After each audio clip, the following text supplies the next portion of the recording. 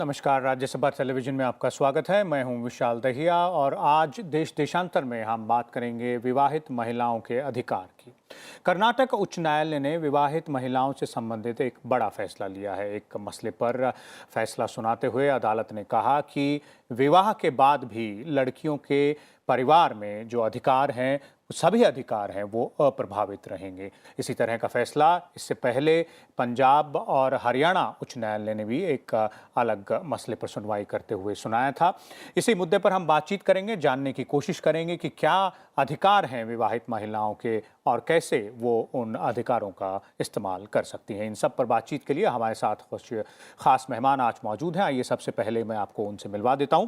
हमारे साथ रेखा अग्रवाल जी हैं, सुप्रीम कोर्ट में एडवोकेट हैं और महिलाओं से जुड़े मुद्दों पर काम करती हैं। हमारे साथ डॉक्टर आलोक शर्मा भी हैं, विमेन राइट एक्टिविस्ट हैं। और अदिति टंडन हमारे साथ जुड़ी हुई है, ट्रिब्यून अखबार की विशेष संवाददाता हैं और महिलाओं से जुड़े मुद्दों और नीतियों पर काम करती है।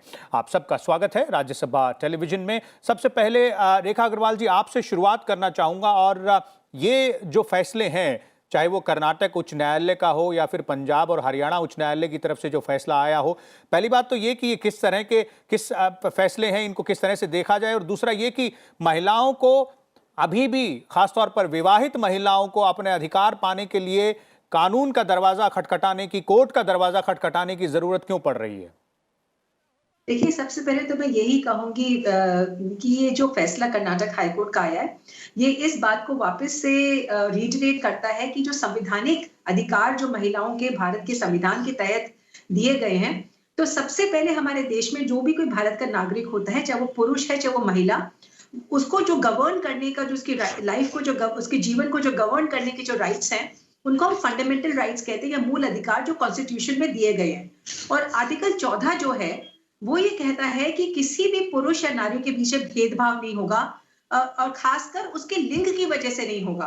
कास्ट, कलर एंड क्रीड जिसको कहते हैं कि रंग है या धर्म है या कोई उसकी और किसी वजह से, तो हम कोई भेदभाव नहीं करेंगे, परंतु लिंग की वजह से भी नहीं करेंगे। संविधान की नजर में जब महिलाएं और पुरुष बराबर हैं, आर्टिकल 14 इस बात को स्पष्ट कहता है। और साथ साथ आर्टिकल 15, अनुच्छेद 15 ये भी कहता है संविधान का कि किसी भी महिला और पुरुष के बीच में भेदभाव जो नहीं किया जाएगा, परंतु अगर किसी महिला के जीवन को, या महिला और खासकर बच्चों के विकास के लिए अगर कुछ पॉजिटिव तरीके से, सकारात्मक तरह से कोई अगर भेदभाव करना भी पड़े, उस दृष्टि से हम वो भेदभाव कर भी सकते हैं। तो कर्नाटक हाईकोर्ट का जो आज ये फैसला आया है, वो इस बात को वापस से बताता है कि अगर किसी भी महिलाओं को इस बात से भेदभाव किया जाता है, नेगेटिव तरीके से करा जाता है कि देखिए, आप महिला हैं और आप ऊपर से विवाहित हैं, और आपको ये नौकरी जो है, जो एक कंपैशनेट ग्राउंड्स के ऊपर, संवेदनशीलता के ग्राउंड के ऊपर जो एक बेटे को मिल सकती है, पर आपको नहीं मिलेगी, सिर्फ इसलिए नहीं मिलेगी क्योंकि आप विवाहित हैं। तो ये जो है गलत तरीके का भेदभाव है और समाज की दृष्टि से ये असंवैधानिक है, गैर कानूनी है। तो कर्नाटक हाईकोर्ट ने वापस इस बात को पुष्टि कर दी है कि अगर कोई इस तरह का भेदभाव करता है, तो जो कोर्ट है उस तरह के फैसले को गलत डिक्लेयर करेंगी। और इस बात को वापस से कोर्ट ने ये भी बता दिया है कि जो कुछ धाराएं जो कर्नाटक हाईकोर्ट जो कर्नाटक सिविल सर्विसेज के अंदर कंपैशनेट ग्राउंड की अपॉइंटमेंट के अंदर थी, उसके अंदर जो ये डेफिनेशन दी गई है, जो भाषा दी गई है कि फैमिली का मतलब क्या होता है, परिवार का मतलब क्या होता है, और डिपेंडेंट का मतलब क्या होता है। मतलब परिवार के अंदर अगर एक बेटा बेटी शुरू में इंक्लूड करे जाते हैं और बेटी जो है शादी के बाद में उसको निकाल दिया जाता है सिर्फ इसलिए क्योंकि अब तुम्हारी शादी हो गई, तो अब तुम इस परिवार का हिस्सा नहीं हो, ये गलत है। और साथ साथ आप अब निर्भर नहीं हो, अब डिपेंडेंट नहीं हो इस परिवार के ऊपर। तो मैरिड डॉटर डिपेंडेंट है कि नहीं, ये अलग दृष्टि से देखा जा सकता है, परंतु सिर्फ क्योंकि वो उसकी शादी हो गई है, आप उसको उस बेनिफिट से डिनाई नहीं कर सकते, वंचित नहीं कर सकते जो उसके भाई को मिल रहा है। अब इस केस को देखिए कि बहुत ही अनोखा केस है, जहां पर ये जो महिला भुवनेश्वरी जिसने कोर्ट का दरवाजा खटखटाया, उसको अपने पिता के देहांत के बाद में सरकारी नौकरी लेने के लिए जब उसने संवेदनशीलता के अधिकार से मांगा कि मुझे ये नौकरी मिल जानी चाहिए, तो उसका जो भाई है वो क्वालिफाइड नहीं था, भाई के पास में वो क्वालिफिकेशन नहीं थी जो उस नौकरी के लिए जरूरी थी।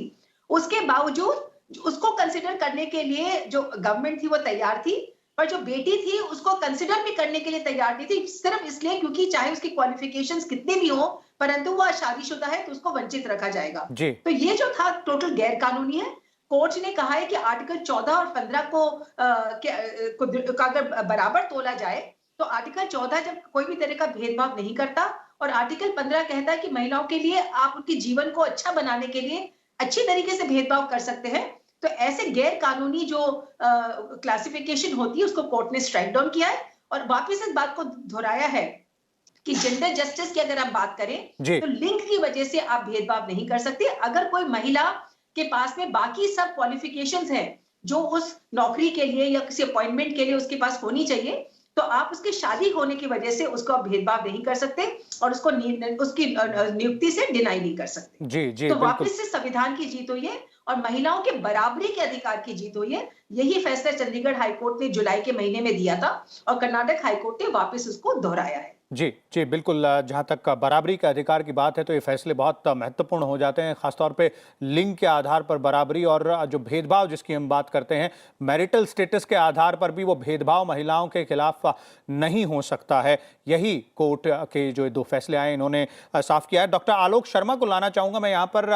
डॉक्टर आलोक का अगर ज़मीनी स्तर पर बात करें, यानी कि जो रियल लाइफ सिनेरियो है, उसमें क्या स्थिति है इस वक्त?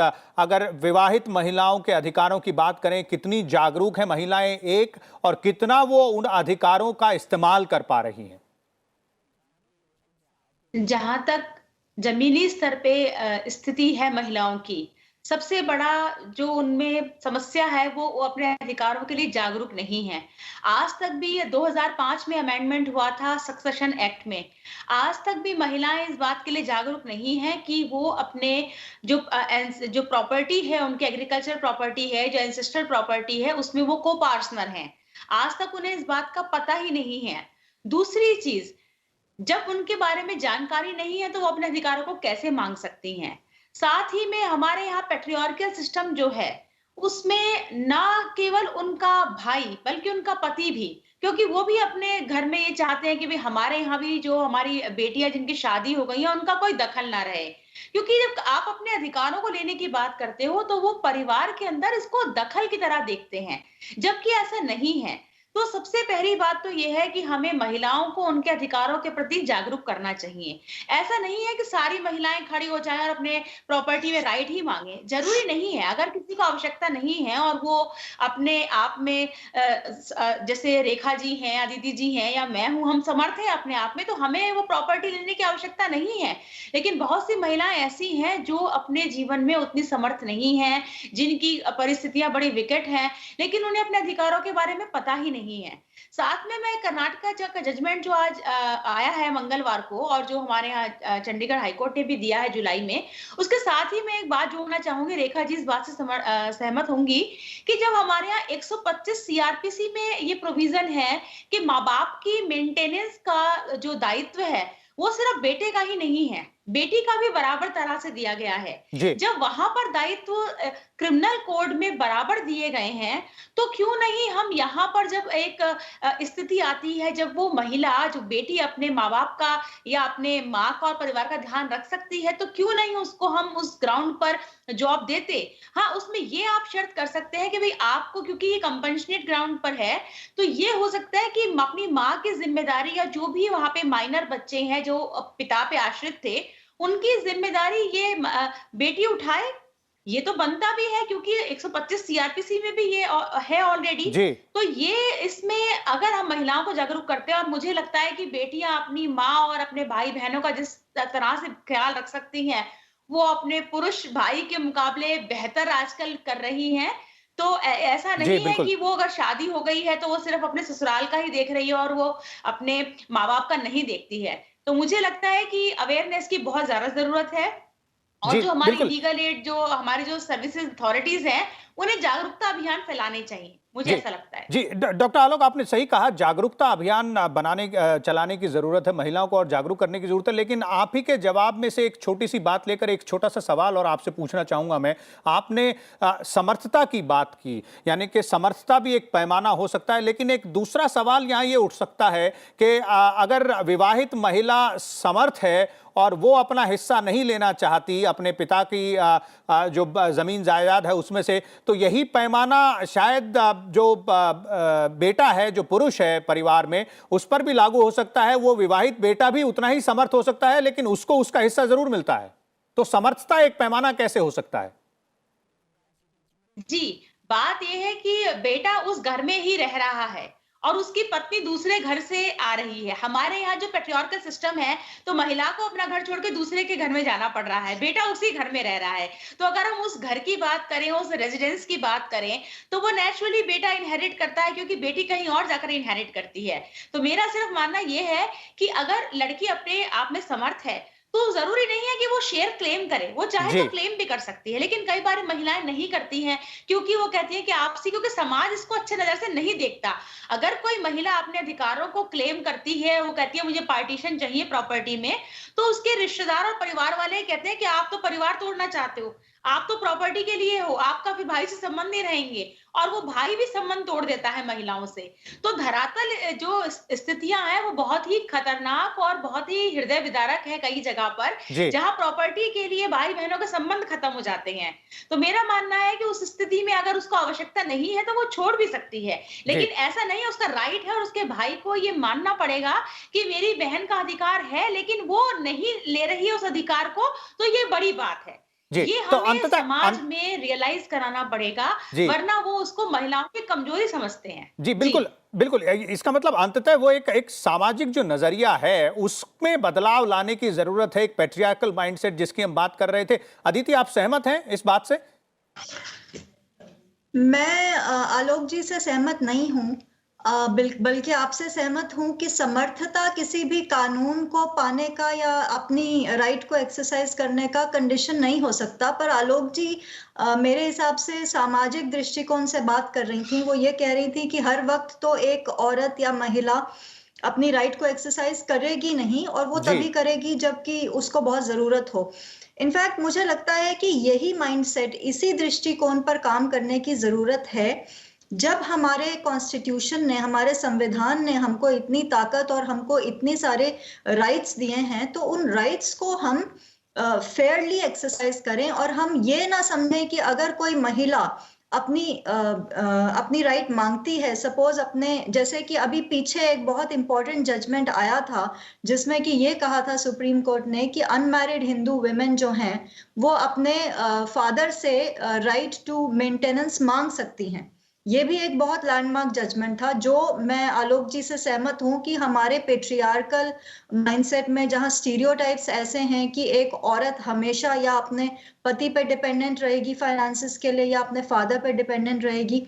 देखिए, लीगल सिस्टम में, लीगल रेमिट में कोर्ट्स और संविधान आपको कानून के तहत एक राइट दे सकता है। उस राइट को एक्सरसाइज करना, सच्चाई में उतारना, उसको एक अमली जामा पहनाना हम सबका एक अधिकार है, और वो हम सब पर निर्भर करता है। तो अगर कोर्ट ने कह दिया कि एक unmarried Hindu woman can claim maintenance from her father, तो ये जब तक नहीं करेगी महिला, तब तक उस कानून का या संविधान में दी गई गारंटी का कोई भी मतलब नहीं है। बिकॉज जिसको कहते हैं डायनामिकली यूज, तो सोसाइटी में करना है हम लोगों ने। तो एक तो ये बात हो गई। इसलिए मेरे हिसाब से जो प्रॉब्लम है, जो सबसे बड़ी, कानूनों की प्रॉब्लम नहीं है। और सुप्रीम कोर्ट ने तो इस साल बहुत ही जेंडर सेंसिटिव, बहुत ही जेंडर प्रोग्रेसिव जजमेंट्स दी हैं। विशाल, हम ये ना भूलें कि 15 अक्टूबर को इस साल एक बहुत लैंडमार्क जजमेंट आया था, जो कर्नाटक हाई कोर्ट की जजमेंट को ही आगे ले जाता है।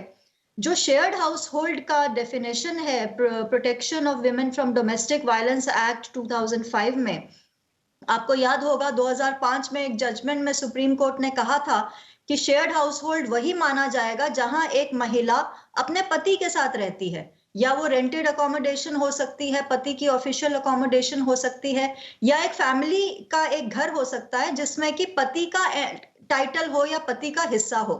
लेकिन अभी 15 अक्टूबर को उस जजमेंट को रिवर्स करते हुए एपेक्स कोर्ट ने एक नया जजमेंट ये दिया है कि शेयर्ड हाउस होल्ड महिला के रिलेटिव्स का भी हाउस होल्ड, मतलब महिला के पति के रिलेटिव्स का हाउस होल्ड भी शेयर्ड हाउस होल्ड के डेफिनेशन में आता है। ये जरूरी नहीं है कि उसका पति उस पर्टिकुलर प्रॉपर्टी में हिस्सेदार हो। तो कहने का मतलब यह है कि अगर महिला उस अपने पति के साथ एक डोमेस्टिक रिलेशनशिप में, एक मैट्रिमोनियल होम में रहती है, तो शेयर्ड हाउस होल्ड की डेफिनेशन इतनी एक्सपैंड कर दी गई है। लेकिन बात वहीं आकर रुक जाती है जो आपने एक बहुत ही महत्वपूर्ण सवाल उठाया कि क्या हमारी महिलाएं अपने कानूनी अधिकारों से वाकिफ हैं? क्या वो जानती हैं कि वो किस हद तक जा सकती हैं? क्या किसी को पता है कि right to reside in marital home कितना एक कॉम्प्रिहेंसिव राइट है जो हिंदू एडॉप्शन और मेंटेनेंस एक्ट 1956 के तहत उनको मिला हुआ है? और ये सब इंपॉर्टेंट इसलिए है कि महिला और पुरुष शादी के बाद एक बंधन में बनते हैं तो एक इक्वालिटी, जो कि मैडम ने पहले अपने ओपनिंग रिमार्क्स में कहा कि संवैधानिक हमको इक्वालिटी मिली हुई है, और ये कानून वो तरीका है कि इनको कैसे हम फ्रक्टिफाई और कैसे हम रियलाइज करें अपनी राइट्स को। जी तो अवेयरनेस बहुत जरूरी है विशाल, किसी भी कानून के सक्सेस के लिए। जी बिल्कुल सही कहा आपने, और इसी बात पर मैं रेखा अग्रवाल जी को लाना चाहूंगा। रेखा जी, जरूर आपसे जानना चाहूंगा, जिस तरह दोनों ने कहा, डॉक्टर आलोक ने कहा कि एक जो पैट्रियार्कल माइंडसेट है, एक जो नजरिया है, उसको बदलने की जरूरत है, और अदिति भी उसका समर्थन कर रही है। और ये बात जो अदिति ने कही कि अधिकार कानून ने जरूर दिए हैं हम लोगों को, लेकिन उन अधिकारों को अमली जामा पहनाने की जो जिम्मेदारी है वो हम लोगों पर है, वो समाज पर है। लेकिन इसका जवाब दें और इस पर आप बात रखें, उससे पहले आप थोड़ा सा हमारे दर्शकों को के लाभ के लिए ही बताइए कि क्या वो मोटे तौर पर कानून हैं, विवाहित महिलाओं के जो अधिकार हैं, उनको जो अधिकार देते हैं, वो मोटे तौर पर क्या क्या कानून है? अगर आप अपॉइंटमेंट की बात करें, कि नौकरी की बात करते हैं कहीं पर गवर्नमेंट सर्विस के अंदर, तो जैसे कि अभी मैंने कर्नाटक हाई कोर्ट और चंडीगढ़ हाई कोर्ट के ऑर्डर के बारे में भी बताया, तो और बाकी पैनलिस्ट ने भी बताया, तो दोनों कोर्ट्स ने, और सबसे पहले तो जैसे मैंने बताया था कि संविधान में पहले ही लिखा हुआ है कि कोई भी तरह का भेदभाव नहीं हो सकता, और अगर अपॉइंटमेंट में किसी नौकरी के अपॉइंटमेंट के अंदर कोई भेदभाव नहीं हो सकता, तो जीवन में भी कोई भी अगर क्षेत्र की बात करें, परिवार की बात करें, समाज की बात करें, यहाँ तक कि अगर हम कोई जो आर्म फोर्सेस हैं, हमारी आर्मी है, नेवी है, उनके एयरफोर्स के बारे में भी बात करें, तो वहां पर भी रोज हम देखते हैं कि कोर्ट्स के अंदर कई लेडीज जो है केसेस फाइल करती है, जहां पर कहती है कि अगर ये वाला जो जॉब है किसी लड़के को दिया जा सकता है, किसी पुरुष को दिया जा सकता है, तो किसी महिला को क्यों नहीं? तो जैसे कि अदिति जी ने भी कहा, डॉक्टर आलोक ने भी कहा कि हमको अपना पेट्रियार्कल जो माइंडसेट है वो चेंज करना पड़ेगा। लड़की जैसे ही पैदा होती है, हमारे समाज में उसको एक पराया धन समझा जाता है। पराया इसलिए क्योंकि वो शादी के बाद में पराई हो जाएगी, दूसरे घर में चले जाएगी। परंतु महिलाओं का किसी भी लिहाज से, संवैधानिक तरीके दृष्टि से देखें, तो कहीं पर भी शादी होने के बाद में कहीं पर भी अपने भाइयों से जो अधिकार है संपत्ति के अंदर कहीं कम नहीं होता। डॉक्टर आलोक ने भी इस बात को बताया कि जो हाल ही के अंदर सुप्रीम कोर्ट ने जो बदलाव किया है कानून के अंदर, 2005 के अंदर जो एक बेंचमार्क करा गया था कि कौन सी लड़कियां 2005 के पहले हुई हैं या बाद में हुई हैं, वो सारे भेदभाव हटा दिए गए। लड़की और लड़का, पुरुष और महिला, उसके बीच में कोई तरह का फर्क नहीं होगा। जहां पर हम इनहेरिटेंस की बात करेंगे, प्रॉपर्टी इनहेरिटेंस की, और अगर हम अपने उनके पारिवारिक शादी के बाद के अगर कोई अधिकारों की बात करें, तो वो अपने पति के बराबर है, हर दृष्टि से बराबर है। शादी के बाद में अगर पति उनको कोई भी तरीके से परेशान करते हैं, अपने जो मैट्रिमोनियल होम है उनसे निकालने की कोशिश करते हैं, इस तरह का ये आर्गुमेंट किया जाता है, जैसे कि तरुणा बत्रा के केस के अंदर पहले किया गया था कि एक ससुर ने अपनी बहू को घर में रहने से यह मना कर दिया था कि ये प्रॉपर्टी मेरी है, तुम्हारे पति का इस प्रॉपर्टी के अंदर कोई भी अधिकार नहीं है। इसी कानून के, इस जजमेंट के तहत ही बहुत सारी जो मैरिड औरतें थी, उनको अपने ससुराल में रहने का अधिकार नहीं मिलता था, और उनका जो पति है उनको गुमराह करने के लिए कोर्ट में ये दलील देता था कि देखिए मेरे को या तो बेदखल कर दिया गया है, मैं अपने पिता की संपत्ति में कोई अधिकार नहीं रखता, मेरे को मेरे पिता ने निकाल दिया है, या मैं किराए के मकान में रहता हूँ। खुद किसी महल में शादी के टाइम पर तो दिखाया जाता है कि मैं महल में रहता हूँ, पर जब कोर्ट में झगड़ा आता है तो दिखाते हैं कि मैं किसी झुग्गी झोपड़ी में रहता हूँ, मैं तो किराए के ऊपर रहता हूँ। तो आज वो जो तरुणा बत्रा की जो जजमेंट है वो भी सेटिसाइड कर दी गई है सतीश चंद्र के केस के अंदर, जहां पे स्नेहा नाम की लड़की ने अपने ससुर को इसी बात पे चैलेंज किया था कि मैं आपके घर में बहू बन के आई हूँ, आप अपने बेटे को बेदखल करें, या आपके बेटे का इस घर में अधिकार है या नहीं है। मैं जब इस घर की बहू हूँ, मैं आपके बेटे की पत्नी हूँ, तो मेरे को इस घर में रहने का पूरा अधिकार है, आप मेरे को उस अधिकार से वंचित नहीं कर सकते। तो समय समय पर बहुत ऐसे कानून आए विशाल जी, राइट ऑफ इनहेरिटेंस की बात करें, मेंटेनेंस की बात करें, महिलाओं को शादी के बाद में अपने पति से तो मेंटेनेंस रहने का अधिकार है ही, ये पहले से भी था और अब इस बात को और भी कर दिया क्लियर है। अभी हाल ही में जो justice Indu Malhotra supreme court की जो जज है, उन्होंने एक और बहुत सुंदर फैसला दिया है रजनीश वर्सेस नेहा के केस के अंदर कि कोई भी जो पुरुष है अगर वो अपनी शादी के बाद में अपनी पत्नी को मेंटेनेंस से वंचित करता है, कोई भी ग्राउंड के ऊपर लेके, कोई भी दलील देके वो वंचित करता है, तो मूवेबल एंड इमूवेबल प्रॉपर्टी यानी कि चल अचल संपत्ति के अंदर उसको अपनी पत्नी को पूरा का पूरा अधिकार देना पड़ेगा। और उसके लिए सुप्रीम कोर्ट ने अभी हाल ही के अंदर एक बहुत सुंदर एक एफिडेविट हलफनामा तैयार करा है कि ये हलफनामा पूरे के पूरे देश के अंदर लागू होएगा। तो कई बार क्या होता है कि विशाल जी की कोर्ट के अंदर ये दलील दी जाती है कि देखिए ये वाला जो कानून है ये फलाने राज्य के अंदर चलता है, इस राज्य के अंदर नहीं चलता। तो वो सारी जो किंतु परंतु की जो सिचुएशंस थी वो सारी बदल गई है। और सिर्फ एक जो मुझे लगता है कि अभी हाल में जैसे डॉक्टर आलोक शर्मा ने भी बताया वो कि जो बेटियों को इनहेरिटेंस से वंचित किया जाता है, कुछ राज्यों में अभी भी इस तरह के पुराने जो है रूढ़िवादी प्रथाएं और कानून अभी भी चलते जा रहे हैं। जैसे उत्तर प्रदेश में कहा जाता है कि शादी के बाद में विवाहित लड़की को एग्रीकल्चरल प्रॉपर्टी के अंदर अधिकार नहीं मिलेगा, सिर्फ उसके भाई को मिलेगा। और उसको तभी राइट मिलेगा अगर वो विडो है, अगर वो विधवा हो गई है तभी उसको उस संपत्ति के अंदर अधिकार मिलेगा। तो फिर वही बात घूम फिर के आ जाती है कि महिलाओं के जो अधिकार है उनको उनके विवाह के साथ में अब कंट्रोल नहीं कर सकते कि भाई तुम विवाहित हो तो ऐसा होगा, तुम अविवाहित हो तो ऐसा होगा, तुम विधवा हो गई हो तो तुम्हें ऐसा मिलेगा। महिलाओं को पुरुषों के बराबर समझो, यही हमारा संविधान कहता है। और उसी दृष्टि में जो रोज फैसले आ रहे हैं वो उसी दृष्टि को के अंदर आगे बढ़ रही है। जी जी बिल्कुल। और एक आखिरी सवाल मैं दोनों डॉक्टर आलोक और अदिति दोनों से करना चाहूंगा, क्योंकि डॉक्टर आलोक आपने अपने शुरुआती जवाब में कहा था कि जो जमीनी स्तर पर जो स्थिति है उसमें और बदलाव लाने की जरूरत है, महिलाओं को और जागरूक होने की जरूरत है और अधिकारों को अमली जामा पहनाने की जो जिम्मेदारी है वो हम लोगों की है, समाज की है। तो उसके लिए क्या किए जाने की आवश्यकता है? उसके लिए सबसे पहले तो जैसे पहले दूरदर्शन हमारा या जैसे राज्यसभा टेलीविजन आपका है, ये बहुत बड़ा रोल निभा सकते हैं। छोटी छोटी फिल्म्स, डॉक्यूमेंट्री फिल्म्स दिखाकर 2 मिनट की 3 मिनट की बजाय बाकी एड्स दिखाने की, वो बेहतर है कि वो जो protection of women from domestic violence act है उसमें बहुत सारे अधिकार, जो शादीशुदा महिलाओं के बहुत अधिकार हैं, तो उनके हर अधिकार के लिए छोटी छोटी एक क्लिप्स बनाकर उनको, या और भी जो प्राइवेट चैनल्स हैं, क्योंकि महिलाएं ज्यादातर अपना खाली समय टेलीविजन देखने में बिताती हैं, तो मुझे लगता है वहां पर उसको हम ऐड कर सकते हैं। साथ में जो लीगल सर्विसेज हमारे अथॉरिटीज हैं वो कुछ इस तरह के नुक्कड़ नाटक के तौर पर या कॉलेज लेवल पर इस तरह के भी जागरूकता अभियान, क्योंकि कॉलेज स्टूडेंट्स तक को अपने अधिकारों के बारे में जानकारी नहीं है। तो अगर हम सिर्फ protection of women from domestic violence act को ही ले लें और उसमें जो सम्मिलित अधिकार है महिलाओं के, उन्हीं पे अगर हम बात कर लें तो बहुत बड़ा काम होगा। जो हमारी शादीशुदा महिलाएं हैं उनको बहुत जागरूकता मिलेगी। अब जो आहूजा जी वाला जजमेंट जो आया है, जो बात कर रहे हैं, बहुत ही लैंडमार्क जजमेंट है। और पहले बत्रा में वो इंटरप्रिटेशन सुप्रीम कोर्ट ने गलती से वो इंटरप्रिटेशन था, लॉ पहले से भी वही है। बात ये है कि जजेस की जो सेंसिटिविटी है, जिस तरह से वो लॉ को इंटरप्रेट करते हैं, वो बहुत महत्वपूर्ण है। सेक्शन सेम ही है जिसको इंटरप्रेट किया गया है, लेकिन अब उसको सही मायनों में इंटरप्रेट किया है। तो मुझे लगता है कि एजुकेशन लेवल पर, स्कूल लेवल पर, कॉलेज लेवल पर हमें बहुत काम करने की आवश्यकता है, क्योंकि वही है जहां पर महिलाएं उसको देखती हैं और वो समझ सकती है कि हमारे अधिकार क्या है। तो यहां से हम शुरू कर सकते हैं। जी जी बिल्कुल। अदिति, आपके सुझाव? विशाल, मुझे ये लगता है कि जिस तरीके से ह्यूमन राइट्स पर अब बहुत डिबेट हो रही है कि उनको स्कूल करिकुलम का हिस्सा बनाया जाए, वैसे ही आई थिंक टाइम आ गया है कि जेंडर राइट्स को भी स्कूल करिकुलम का हिस्सा बनाया जाए, क्योंकि ये चीजें आप छोटे छोटे वन ऑफ एग्जाम्पल से या वन ऑफ एफर्ट से अचीव नहीं कर सकते।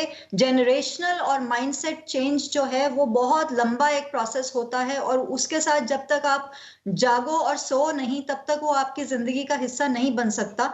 तो स्कूल में ही एक पर्टिकुलर लेवल से, 5th स्टैंडर्ड से या सेकेंडरी स्कूल लेवल से इन चीजों का जागरूकता बहुत इंपॉर्टेंट है, क्योंकि 6-7 ही तो राइट्स हैं जो बहुत इंपॉर्टेंट हैं, स्पेशली हमारे देश में महिलाओं की जो राइट्स हैं, जिनको रेखा जी ने बहुत अच्छे से बताया, लेकिन जब तक एक्टिविटीज के माध्यम से उसको जिया ना जाए, तब तक जेंडर राइट्स और जेंडर पैरिटी को आप सेशंस और सेमिनार्स और छोटे छोटे एड्स के माध्यम से मुझे नहीं लगता अचीव कर पाएंगे। तो मुझे लगता है वक्त आया है कि अब नेशनल एजुकेशन पॉलिसी भी बदलाव की तरफ है, और अब बहुत सारे सेमिनार्स भी चल रहे हैं, उसमें भी इस बात का जिक्र है। जी उसी के माध्यम से अब स्कूलों में इस बात की चर्चा शुरू हो जानी चाहिए। जी जी बिल्कुल। ये वो तरीके हैं जिनसे और जागरूक बनाया जा सकता है लोगों को। आपका बहुत बहुत धन्यवाद अदिति, डॉक्टर आलोक और रेखा जी, आपका भी अपने विचार हमारे साथ साझा करने के लिए। तो जिस तरह हमारे एक्सपर्ट पैनल पे बैठे मेहमान कह रहे थे कि जहां तक अधिकारों की बात है, महिलाओं के अधिकारों की बात है, तो कानून में, संविधान में अलग अलग तरह से अलग अलग पहलुओं पर महिलाओं को सशक्त करने के लिए विभिन्न अधिकार दिए गए हैं, लेकिन उन अधिकारों को अमली जामा पहनाने की जो जिम्मेदारी है वो आप पर और हम पर है, समाज में जो बाकी लोग हैं उन पर है, और जो सामाजिक नजरिया है उसको बदलने की जरूरत होगी। उसके लिए पुरुष और महिला सभी को आगे बढ़कर सामने आना होगा। और एक बात जो संविधान और कानून में साफ की गई है वो ये कि महिलाओं के अधिकारों पर उसकी वैवाहिक स्थिति, यानी कि वो विवाहित है या अविवाहित है, उसका कोई असर नहीं पड़ता है। हम फिर हाजिर होंगे कल एक नए टॉपिक और कुछ और मेहमानों के साथ। तब तक देखते रहिए राज्यसभा टेलीविजन।